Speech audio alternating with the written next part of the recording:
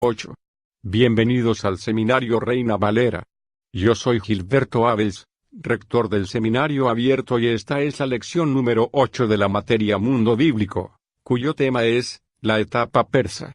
Pedimos la bendición de Dios sobre el estudio de su palabra. Empecemos. 8. La etapa persa. Juan Manuel Martín Moreno. A. La comunidad judía después del exilio. 1. Creación del Imperio Persa. Durante el siglo VII los pueblos iranios entran en la historia. Son medos y persas, primos hermanos. Ya vimos cómo los medas formaron parte de la coalición anti-asiria y contribuyeron a la caída de Nínive, 612 a.C. Nos gustaría poder precisar más la relación de los medos con el reformador religioso Zoroastro, pero no sabemos exactamente cuándo vivió. Se suele dar la fecha propuesta por la tradición parsi de los siglos VI a.C. en el momento en que se construye el imperio. La antigua religión irania de los magos ya había experimentado el influjo del profeta. El imperio surgirá por obra de Ciro. Al rebelarse contra el rey meda Astiages, consiguió la unidad de medos y persas, 549. El imperio iranio se constituyó en unas pocas décadas. Después de apoderarse de Ecbatana, la capital de los medas, le llegó el turno a Sardes, la capital de Creso. Frente al conquistador persa solo quedaba el imperio babilonio de Nabonido. Después de varios años de espera, Ciro marchó contra Babilonia, y consiguió entrar en ella sin necesidad de combatir en octubre de 539. Fue entonces cuando Ciro proclamó el estado de paz y desarrolló una política tolerante. Esta benevolencia de los persas, pueblo arios, contrasta con la crueldad de los semitas, asirios y babilonios, que habían fundado sus imperios precedentes sobre el exterminio, la tortura y las deportaciones. No pretendieron establecer la unidad del imperio imponiendo a la fuerza su religión, la del Dios del cielo a quien adoraban.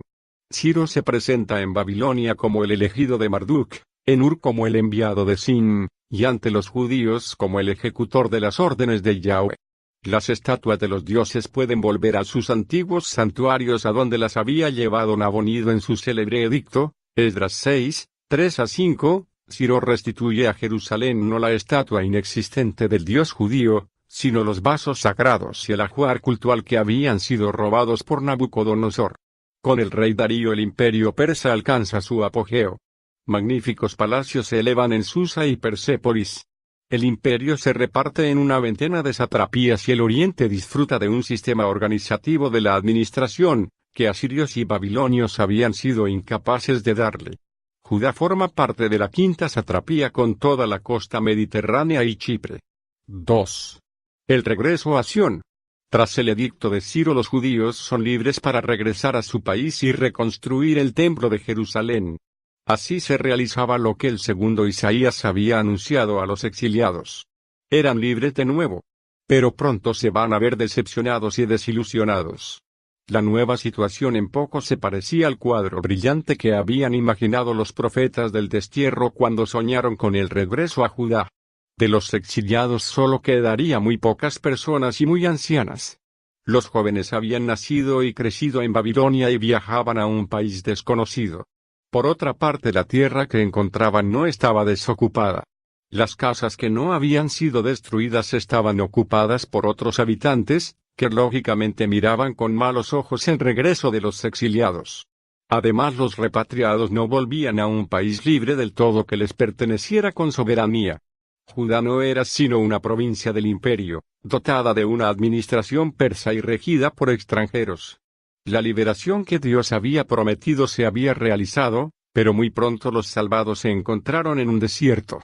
Los desafíos eran muy prosaicos y la instalación resultó muy laboriosa, en condiciones desfavorables, entre fricciones y rivalidades. El pueblo estaba dominado por los gobernantes extranjeros que eran quienes gozaban del poder de decisión, y esta situación tenía una consecuencia casi inevitable, provocaba profundas divisiones en medio del pueblo. Se da una primera tensión entre liberales y conservadores. Encontraremos un grupo liberal que se adapta a la nueva situación desde el punto de vista de la lengua, las costumbres y la forma de vida. Este grupo está dispuesto a toda clase de componendas. Pero hay otro grupo herméticamente cerrado a todas las innovaciones y a todas las influencias extranjeras. Su única preocupación es salvar la herencia del pasado. La segunda tensión tiene que ver con la manera de entender el culto. El templo es la institución que va a servir como lugar de reunión.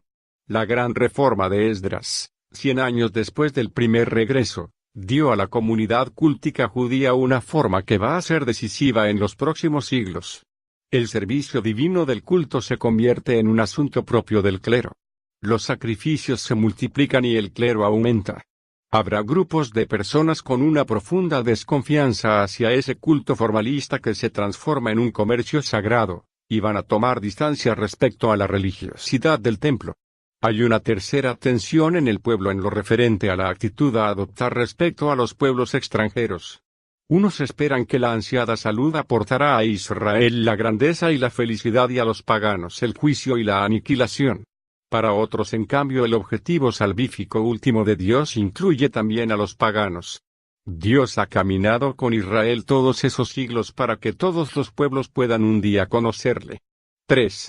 Reconstitución de la comunidad en torno a la ley.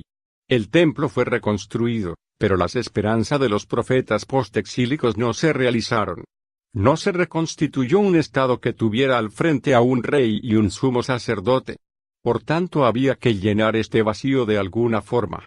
A partir del año 515 a.C., en que se termina la construcción del templo, apenas sabemos nada de los acontecimientos en la pequeña provincia de Judá. Este silencio de las fuentes se ve solo interrumpido por el ministerio de Esdras y Nehemías, sobre el cual tenemos una importante fuente de formación en los libros que llevan sus nombres. Son ellos realmente los que perfilarán las líneas maestras del judaísmo postexílico. Esdras, presentado en la Biblia como sacerdote y escriba, había permanecido en Babilonia después del edicto de Ciro. La narración de la actividad de Esdras en Jerusalén la encontramos en Esdras 9 y 10 y Nehemías 8 y 10. Probablemente llegó a Jerusalén como asesor del gobernador persa en materia de judaísmo. Una de sus primeras medidas fue la prohibición y disolución de los matrimonios mixtos que suponían un riesgo de asimilación de los judíos en su entorno. Otras medidas importantes fueron la reorganización del culto y el nombramiento de jueces y funcionarios. Pero el acontecimiento más importante de su actividad fue la proclamación de la ley solemnemente en Jerusalén. Los biblicistas no están de acuerdo en cuál fue el texto leído solemnemente por Esdras ante el pueblo. Unos hablan del Deuteronomio, otros del documento sacerdotal, otros del Pentateuco completo. Nosotros preferimos ver en el libro leído por Esdras la versión final de la Torá, que a partir de este momento adquiere ya un estatus canónico. Desde ahora será el libro de referencia para Israel, la constitución del pueblo judío. Nehemías, por su parte, llevó a cabo una serie de acciones de tipo económico y político, orientadas a dar viabilidad social al judaísmo, como la reconstrucción de las murallas de Jerusalén o la regulación civil del Sabbat. Para la reconstrucción de las murallas tuvo que superar la oposición frontal de los pueblos vecinos, sobre todo de Sanballat I, gobernador de Samaria, y otros gobernadores vecinos. En esta época empezamos a oír por primera vez acerca de una colonia judía establecida en Elefantina, una pequeña isla en el Nilo que contaba con una guarnición militar judía. Tenía un templo dedicado a Yahweh, pero al parecer también se daba culto a El Betel y a Anat, lo cual indica que los judíos allí presentes podían provenir del reino del norte, y no habían aceptado la centralización del culto a Yahweh en Jerusalén hecha por Josías. La época de la historia que comienza va a estar determinada esencialmente por la ley.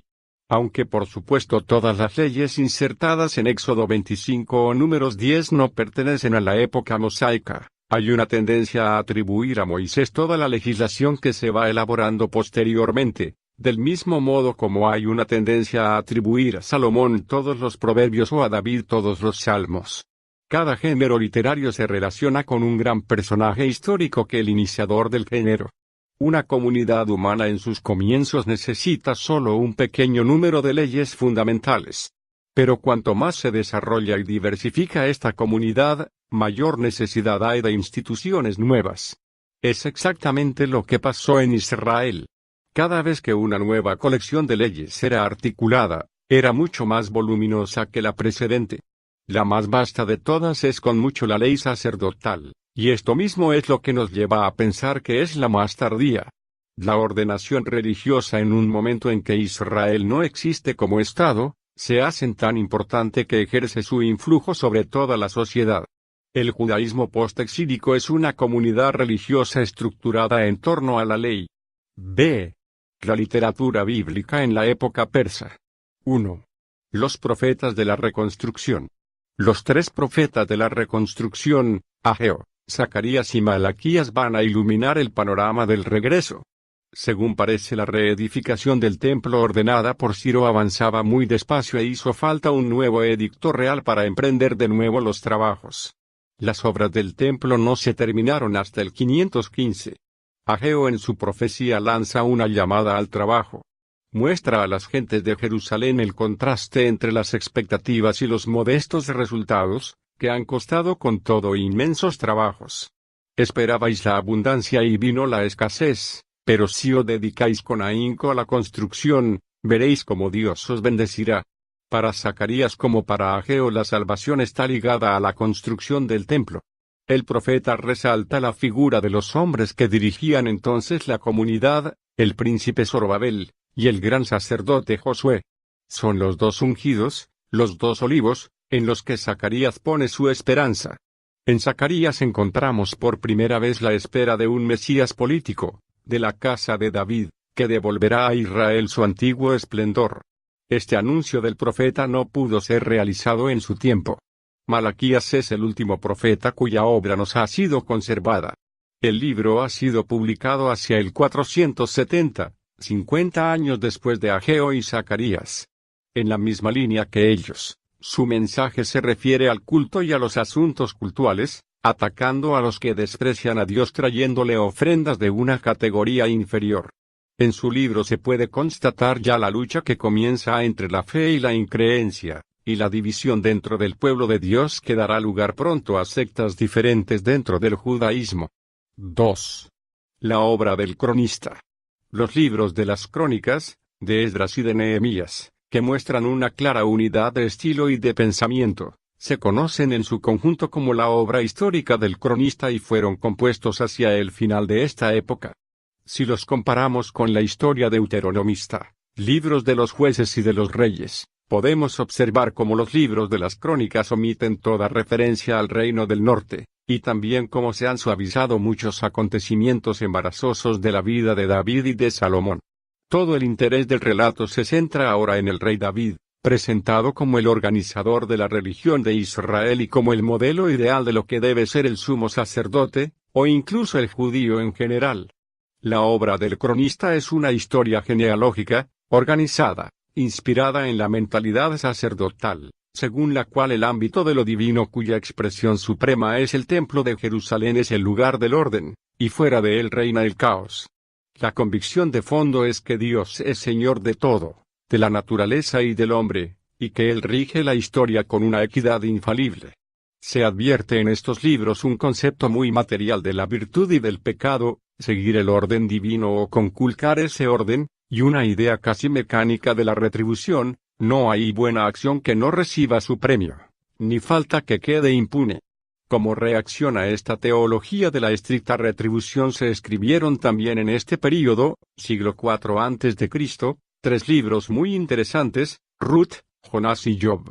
El delicioso libro de Ruth presenta a esta mujer, una extranjera, como digna de ser admitida en el pueblo elegido, dando a entender que el ser judío no depende de la tierra en que se ha nacido, sino de la orientación del corazón a Dios. Toda la narración es un canto a la solidaridad y al amor que se arriesga. El libro de Jonás, que hace gala de un saludable sentido del humor, subraya la universalidad de la misericordia de Dios, compadecido de los habitantes de Nínive, muy en contra de la visión teológica exclusivista de Esdras y Nehemías. El libro de Job, por último, al ahondar en la problemática del justo sufriente, plantea de manera palmaria la insuficiencia de la teología de la retribución automática.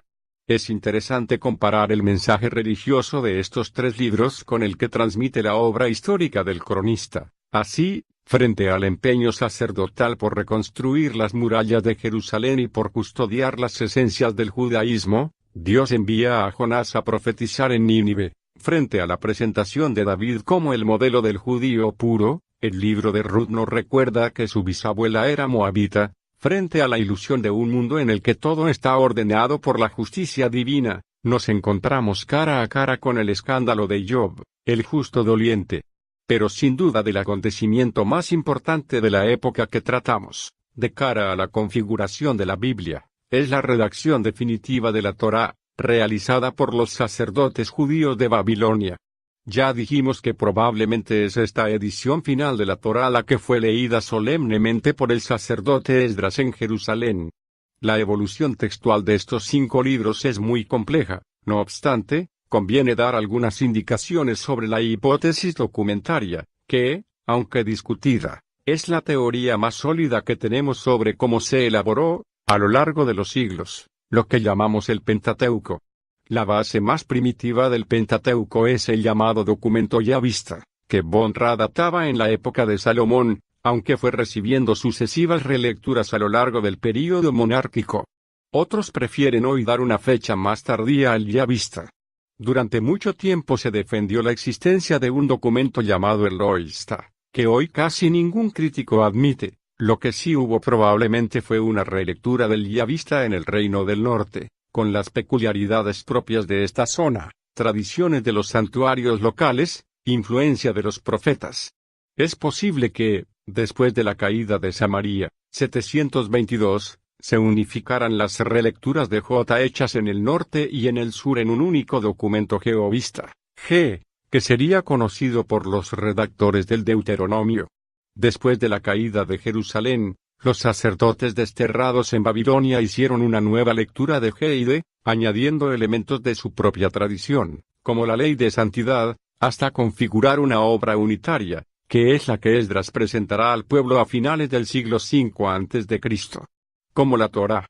Entretanto, en Jerusalén, la escuela deuteronomista había hecho también una relectura de G y de los relatos existentes sobre las etapas de los jueces y los reyes. La primera parte de esta historia deuteronomista fue desechada, pero la segunda, Josué, Jueces, 1 y 2 Samuel, 1 y 2 Reyes, se incorporó a la Biblia, no a la Torá sino a los Neviim, formando los llamados profetas anteriores. Otra importantísima contribución a la literatura bíblica en esta época es la relectura y reedición de obras anteriores. Muchos añadidos a los libros proféticos así como a los salmos y proverbios pueden fecharse en esta época. J. Vermaelen ha distinguido 2 líneas teológicas principales que presiden esta reelaboración. Una es la teología del pequeño resto que elabora el núcleo primero del libro de Job, Ruth, Jonás, Lamentaciones, Cantar de los Cantares y algunos añadidos al libro de Isaías y de otros profetas. La teología del pequeño resto constata la situación precaria y miserable de la comunidad y el silencio de Dios. Lo atribuye al pecado del pueblo e invita a la conversión. El sufrimiento es una disciplina para la conversión, y la prueba tiene una duración limitada. Los sufrimientos pueden tener un sentido positivo, si se aceptan sin rebeldía. Los oráculos del siervo de Yahweh encuentran su lugar en esta teología. No se centra en el templo ni en la liturgia. El culto no basta para asegurar la salvación. Tampoco se valoran las mediaciones políticas u organizativas de cara a la salvación, que se espera únicamente de Dios. La propia comunidad es la ungida y el lugar donde se ejerce la realeza de Yahweh. Tiene una visión menos etnocéntrica y más abierta hacia los otros pueblos, que también son llamados a entrar en el plan salvador de Dios. La línea divisoria entre buenos e impíos no es la que separa a Israel y al resto de los pueblos. También en Israel hay pecado, y también en los otros pueblos hay capacidad de conversión. Otra línea teológica diversa es la de los pobres de Yahweh, de carácter más radical. En este ámbito se edita la obra del cronista y se hace la edición definitiva del Pentateuco, y abundantes adiciones a otros libros proféticos. Muchos de los salmos de confianza, y los salmos del inocente perseguido se redactan conforme a este espíritu. Esta facción se considera a sí misma pura e irreprochable. Reedita el libro de Jeremías, identificándose con el drama de este profeta inocente. Reedita el libro de Job subrayando su inocencia. Llama a la radicalidad en la oposición a los impíos, en la fidelidad a la identidad de Israel frente a los otros pueblos, en el rechazo de los matrimonios mixtos, en la afirmación valor salvífico de la liturgia y del templo. La comunidad piadosa sufre el martirio a manos de los impíos. El cese del sufrimiento no depende de la conversión del pueblo, ya que éste es inocente, sino de la victoria de Yahweh sobre los perseguidores en una intervención fulgurante. El templo es el centro del culto y el lugar de la salvación. La salvación está en el linaje davídico, en la figura de un Mesías regio junto al sacerdocio aarónico. Esta actitud favorece el inmovilismo de la comunidad y la pasividad en su oposición a los impíos, ya que toda la esperanza está puesta en la acción divina salvadora. Corre el peligro de caer en el fatalismo al estar totalmente dependiente de las intervenciones divinas, pero su espera se hace cada vez más impaciente. Al final de la etapa persa tenemos, pues, una parte importante de la Sagrada Escritura ya constituida como tal. La dispersión del pueblo judío, diáspora, que irá en aumento hasta el final de la antigüedad, provoca que cada vez sea más difícil hacer relecturas consensuadas de los textos, por lo que estos tienden a partir de ahora a fijarse y a no incorporar ya nuevas modificaciones.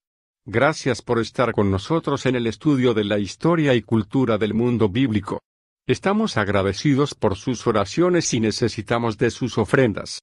El privilegio es nuestro contribuir a su preparación ministerial.